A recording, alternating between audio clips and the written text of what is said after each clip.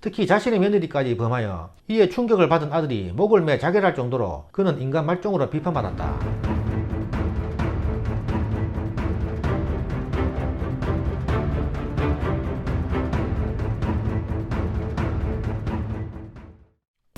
세종대왕의 큰형 양녕대군 편입니다.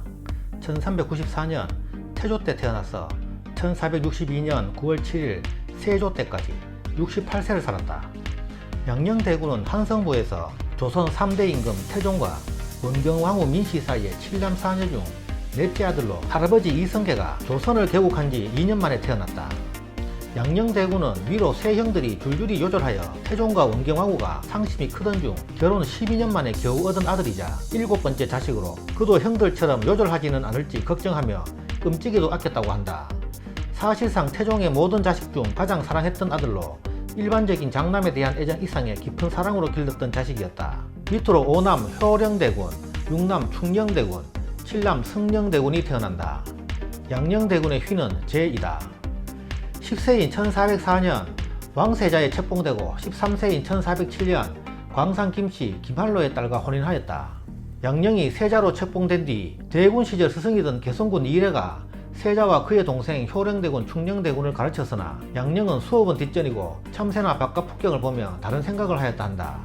양녕은 15세부터 부왕 태종이 정사를 보지 않을 때 정치에 참여하기도 하였다.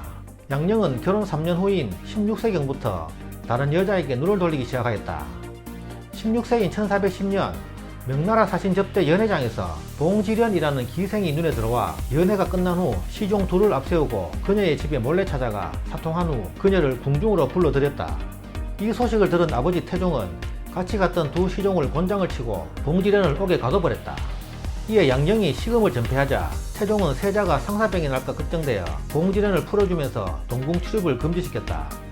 그러나 양녕은 포기하지 않고 은아리와 이오방이라는 걸박 건달들을 새로운 안내자로 구해 도성 밖에 기생집을 누비고 다녔다. 자연히 왕세자 수업 자리를 빠지는 날이 잦아졌다. 더구나 이오방을 비롯한 여럿 무례배들과 어울리며 기생들을 동궁에 불러 함께 놀아놨다. 급기야 이 소식이 태종의 귀에 들어갔고 태종은 분노하여 함께 어울린 이들에게 장형을 내리면서 모두 파직시키고 세자전의 환관들도 장을 치고 유배까지 보냈다. 이 일로 양녕은 태종을 몹시 원망해 병을 핑계로 문안인사를 중단하고 단식으로 저항했다. 결국 태종도 어쩔 수 없이 서연을 중단시키면서 세자를 달래야 했다. 20세인 1414년 연회 자리에서 장안의 질색 초궁장이라는 기생을 처음 본 후 틈만 나면 그녀를 궁으로 불러 사통하였다. 그러나 그녀가 상왕 정종이 가까이 하던 기생이라는 것을 안 태종은 친형의 여인을 자신의 아들이 건드렸다는 사실에 부끄러움을 감추지 못했다. 화가 난 태종은 즉시 초궁장을 동궁에서 내쫓아버렸다. 22세인 1416년 양녕의 매형인 이백강이 베푼 연회에서 칠점생이라는 기생에게 마음을 뺏긴 양녕은 그녀를 궁으로 데려오려고 했는데 그녀는 매형 이백강의 첩이었다. 이를 안 동생 충녕대군이 만류하여 궁으로 데려오지 못했으나 그녀와의 은밀한 만남은 계속되었다. 23세인 1417년 양녕이 폐세자가 되는 결정적인 사건이 일어난다. 악공 이호방이 파주에 사는 중추원 확선의 첩 어리가 절세 미인이라며 한번 보겠냐고 양녕에게 말하였다. 당시 어리는 친족을 보러 도성으로 내려와 있었던 것이다. 양녕은 즉시 이호방에게 그녀를 데려오라고 했다. 이호방은 어리를 찾아가 세자의 의중을 전하였으나 그녀는 얼굴도 이쁘지 않고 더욱이 남편까지 있다며 거절하였다. 그러자 양녕은 폐물을 그녀에게 보냈으나 그녀는 그마저 사양하였다. 급기야 양녕은 대궐의 담을 넘어 이호방과 함께 어리를 찾아가 그녀와 관계를 맺고 동궁으로 데려왔다. 3개월 후 이 일을 태종이 알게 되면서 이호방을 비롯해 이 일과 관련된 이들을 모두 옥에 가두고 태종은 세자를 폐하기로 결심하고 신하들의 의견을 물었다. 신하들이 입을 모아 세자의 주변인들이 문제라며 세자를 폐하지 말라고 하자 태종은 한 번만 더 세자를 지켜보자며 양녕의 처가인 김한로의 집에 머물게 하고 공무를 보지 못하게 하였다. 양녕은 다시는 이러한 일을 일으키지 않겠다고 맹세는 하였으나 어리가 그리워 제대로 먹지도 자지도 못하게 되었다. 보다 못한 장인 김한로는 어리를 불러 같이 살게 해주었다. 처갓집에 본부인과 어리가 같이 생활하는 말도 안 되는 상황이 벌어진 것이다. 그러나 양녕은 두 달이 지나자 또 미색의 처녀를 수소문 하기 시작했고 장인 김한로의 노비인 이기수에게 박유신의 손녀가 절세미인이라는 소리를 듣고 그녀의 집으로 찾아가 그녀와 잠자리를 하였다. 이 일도 태종에게 발각되어 이기수는 처형되었다. 설상가상으로 양녕은 은밀히 어리를 동궁에 들여놓고 급기야 그녀가 임신을 하자 궁궐 밖에 나가 아이를 낳게 하였다. 어리는 아이를 낳은 후 동궁에 들어와 지냈는데 결국 태종이 모든 사실을 알게 되었다. 이때가 양녕이 24세였던 1418년이었다. 이때는 태종이 수도를 개경으로 잠시 옮겼을 때인데 크게 노한 태종은 세자를 옛 궁궐 터인 한양으로 보내고 세자비는 궁궐에서 내쫓아 신정에 머무르게 하고 장인 기말로는 나주로 유배시켜버렸다. 그러자 양녕대군은 아바마마도 첩들을 많이 두면서 왜 내가 축첩하는 것은 안 되는 것입니까? 라며 반박하는 내용의 글을 올려 태종을 분노케 하였다. 태종은 수차례에 걸쳐 여색을 금하고 인군으로서의 자질과 덕망을 쌓아라 하였으나 오히려 그는 아버지 태종이 여색을 밝히고 후궁을 드리는 것을 지적하였다. 태종이 지신사 조말생을 은밀히 불러 세자가 공부를 하지 않고 음탕한 짓만 하고 다니니 어쩌면 좋으냐고 눈물을 줄줄 흘리며 한탄을 했다는 내용이 실록에 기록되어 있을 정도이다. 24세인 1418년 6월 3일 그는 결국 폐세자 되면서 양녕대군으로 강봉되었고 그를 대신하여 충녕대군이 세자로 책봉되었다. 양녕이 폐위되던 날 태종은 엉엉 울면서 통곡을 하였다고 한다. 태종에게 양녕은 아들 셋을 연이어 잃은 뒤에 겨우 얻은 아들이라 눈에 넣어도 아프지 않는 자식으로 그 정이 무척 각별했던 것이다. 그러나 정작 폐위 교서를 받은 양녕대군은 눈물 한 방울 흘리지 않았다고 한다. 태종은 충녕대군을 세자로 책봉하고 2달 뒤 왕위를 물려주고 상왕이 된다. 폐세자됨에서 봉해진 양녕대군이라는 봉호의 양은 세자 자리를 양보했다는 의미에서 쓰여진 것이다.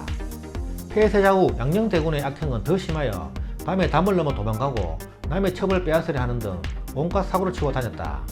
그럼에도 불구하고 상왕 태종은 술과 고기 등을 자주 내리고 강화도에 101짜리 집을 지어주기도 하였다.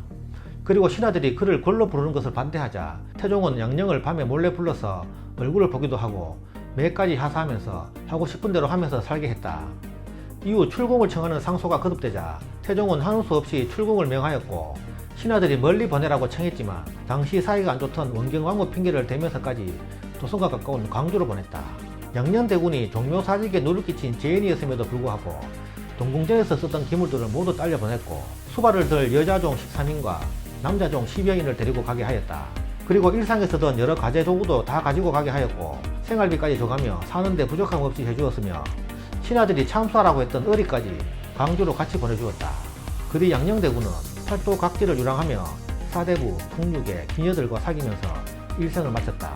양녕대군은 과거의 왕세자였고 현재 왕의 형이라는 점 때문에 일거수 일토족이 감시의 대상이 되었다. 그의 수많은 악행으로 인해 수십 차례 은관도로부터 탄핵을 받았으나 세종은 그를 배려해 벌하지 않았고 동생 세종과의 사이도 좋았다고 한다. 59세인 1453년에 계유정난이 일어나자 그는 수양대군의 편에 서서 안평대군을 사사시키라고 간청까지 했고 계유정난이 끝나자 단종을 죽이라고 주장하였다. 일설에는 자신의 자리를 빼앗은 동생 세종에 대한 보복이라는 설이 있으나 확실하지 않으며 이에 대한 이유는 아직도 논란이 되고 있다. 그러나 동생의 끝없는 배려에도 동생 비부치들의 골육 상장을 부추기고는 단종의 죽음을 애도하는 시까지 짓고 특히 자신의 며느리까지 범하여 이에 충격을 받은 아들이 목을 매 자결할 정도로 그는 인간 말종으로 비판받았다. 1462년에 세상을 떠났다. 향년 68세였다. 양녕대군은 음탕한 사생활 만큼 자식도 많이 두어 본처 광산 김씨 사이에서 3남 5녀를 처백에서 7남 12자를 두어 총 27명의 자식을 보았다. 양녕대군은 시와 서에 능하여 조선 최고의 명필 중에 한 명으로 불렸으며 국보위로 숭례문 현판의 글씨도 양녕대군이 썼다고 한다. 2008년 숭례문 방화사건 당시 화재가 번지자 현판만이라도 지키려고 떼어내다가 떨어뜨려 일부 목재가 떨어져 나갔지만 잘 수습되어 무사히 원형을 되찾았다. 양녕대군은 아버지, 어머니, 동생 복을 타고난 인물이라 하겠다. 이복 동생들과 처갓집 식구들을 무참히 죽인 냉렬군주 아버지 태종은 장자인 양녕에게만은 한없이 간택했고 어머니 원경왕후는 양녕이 폐세자 되기 직전까지도 양녕을 두둔하였다. 그가 폐세자되고 대신 왕위에 오른 동생 세종대왕도 양녕의 비행을 끝까지 눈감아 주었고 세종의 뒤를 이은 문종, 단종, 세조도 그를 극진히 모셨다. 조선 역사상 인위적으로 폐위된 세자가 천수를 누린 경우는 양녕대군이 유일하다. 살아서는 왕의 형, 죽어서는 부처의 형이라고 했다는 일화가 있는데 양녕대군에게 이보다 어울리는 말은 없다고 하겠다. 양녕대군 사후 그가 노래와 여자에게만 빠져서 학업에 힘쓰지 않았다라는 등 그에 대한 평가는 대체적으로 부정적이었다. 그러나 선조실록에 이르러 그가 동생 세종의 총명함을 알고 일부러 미친 척 했다는 기록이 나오기 시작하며 조선 후기에 와서는 그가 왕위를 양보하기 위해 일부러 그랬다는 것이 거의 정설처럼 기록되어 있다. 아마 왕실의 채통과 세종대왕에 대한 위험을 강조하기 위함이 아닐까 생각되어진다. 양녕대군의 묘는 서울특별시 동작구 상도사동에 위치한 그의 사당인 지덕사 뒤편에 있다. 지덕이란 인격이 덕의 극치에 이르렀다 라는 뜻으로 조카인 세조가 직접 지어준 이름이라고 한다. 사당 안에는 양녕대군과 부인 광산 김씨의 위패가 모셔져 있고 양녕대군의 친필인 숭례문 현판의 탁본 등이 있다. 양녕대군의 후손으로 이승만 대통령, 가수 이승기, 이상민, 배우 이중기, 시인 이회수 등이 있다. 지금까지 양녕대군 편이었습니다. 감사합니다.